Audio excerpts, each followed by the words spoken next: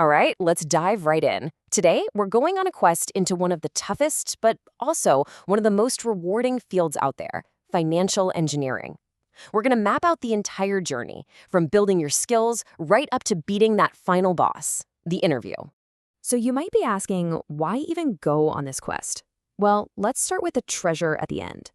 This number you're looking at, just shy of $180,000, that's the average starting salary for graduates from the top financial engineering master's program. And that's before we even talk about bonuses. So yeah, the stakes are high, but the payoff, it's even higher. So who exactly is the hero of our story? The quantitative analyst, or quant. You can think of them as the modern-day alchemists of finance. They're not turning lead into gold, but they're using these super sophisticated math models and just massive amounts of data to find opportunities, manage risk, and basically create money out of pure information. And let me tell you, the world needs more of these financial wizards. The demand is absolutely booming. We're looking at job growth of nearly 10%, with tens of thousands of new roles expected to open up. This isn't some tiny niche field anymore. It's a critical and rapidly growing part of the entire financial industry. Okay, so every hero on a quest needs their legendary weapon, right? Their Excalibur. Well, for a quant, it's not just one sword. It's what we call a triple threat of skills. And forging these tools is the very first stage of your journey. And here they are, the 3 pillars you need to build your career on. First, you have to master the language of numbers. That's your math. Second, you've got to learn how to actually make computers do your bidding. That's programming. And third, you have to understand the battlefield itself, which is finance. And look, you can't just be kinda good at one of these. You need to be strong in all 3. And when we say math, we're not talking about your high school algebra class. This stuff gets deep. You've got linear algebra to handle huge data sets, calculus for understanding change. But the real game changers here are probability and stochastic processes.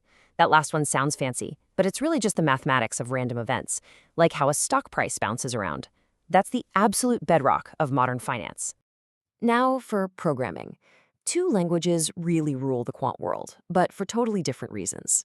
Think of Python as your workshop. It's where you build things, test ideas, analyze data really fast. It's flexible and amazing for prototyping. But C+, that's your Formula 1 race car. When every single microsecond makes a difference, like in high-frequency trading, you need the raw speed of C++. It runs so close to the computer's hardware that there's almost zero delay. And here's the final piece of the puzzle. All that math, all that code, it's completely useless if you don't understand the game you're playing.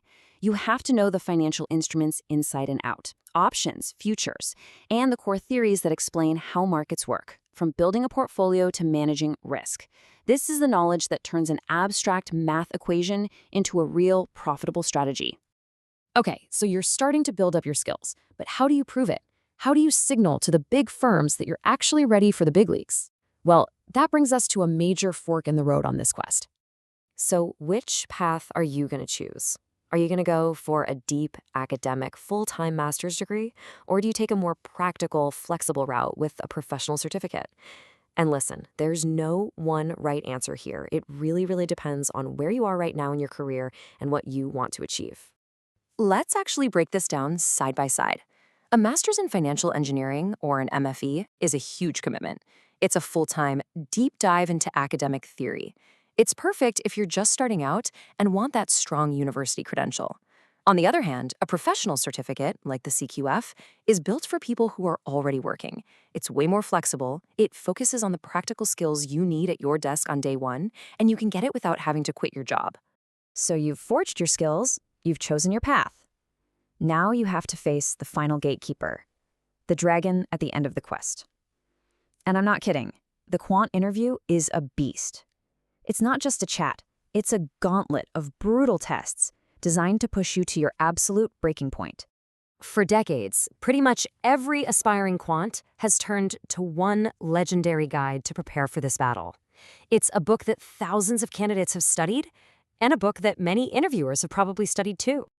And there it is, a practical guide to quantitative finance interviews, but nobody calls it that. In the industry, it's just known as the Green Book.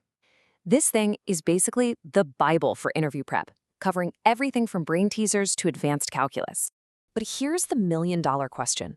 In today's world, where everyone is competing for these jobs, can you really get by just by reading a book that's been around for over a decade? The short answer? No way. The game has totally changed. Look, the interviews today are just on another level. The top trading firms like Optiver hit you with these high-speed mental math tests and sequence puzzles that you just won't find in the book. And firms like Jane Street, they know every single person has read the Green Book, so they've created their own, even harder questions. The book is still essential, you have to know it, but it's just the starting line. You have to supplement it, grinding coding problems on LeetCode, using apps to train your mental math speed, and doing as many mock interviews as you can to handle that pressure. And just to put it in perspective, here's how the Green Book stacks up against the other famous prep book heard on the street. The Green Book is much broader. It goes way deeper into the heavy math, which makes it great for quant researcher roles. Heard on the Street is more focused on brain teasers and probability puzzles. It's more of a mid-level challenge. Honestly, most top candidates end up using both. You did it. You slayed the dragon. You got through the insane interviews and landed the job. So, what now? What does life actually look like on the other side? Let's talk about the real reward. See, Quant isn't one single job description. It's this whole ecosystem of different roles. You could be a quant researcher digging through academic papers to find some new theoretical edge.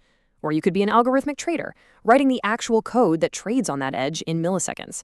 Or you could be in risk management, where your whole job is to be paranoid and think of everything that could possibly go wrong. It's an incredibly diverse field. And this, right here, is probably the most important lesson of all. After all the studying, the math, the code, the tools are just that. They're tools. The real secret sauce, the thing that makes you valuable, what the industry calls alpha, is your unique idea. Alpha is a signal and all that market noise that nobody else has found yet. It's a true, repeatable edge. The math and the code, that's just how you find it and cash in on it. The idea, that's the real gold. Which leaves us with one final big question to think about.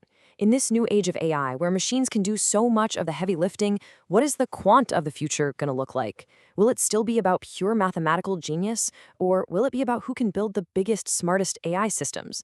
Or is it going to be something else entirely, like a type of creativity that no machine can ever replicate? The quest, as it turns out, never really ends.